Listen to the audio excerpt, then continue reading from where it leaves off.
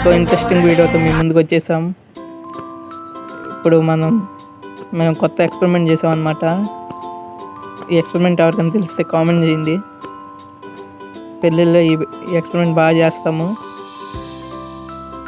పసుపు సోపు కావాలి మనకి.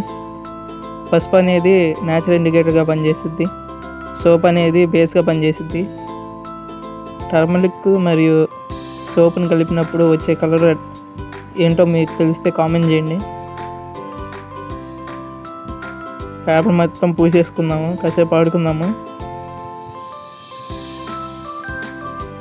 కాసేపు పూసాక ఇక సబ్బుతో పని పడింది అన్నమాట.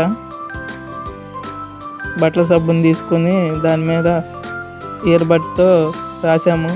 మా ఫ్రెండ్ని ఏఎన్యు అని రాయమంటే మర్చిపోయి ఏఎన్యు అని రాసాడు. ఇలా రెడ్ కలర్ వస్తుంది కదా, దీన్నే పారాని అంటున్నాం.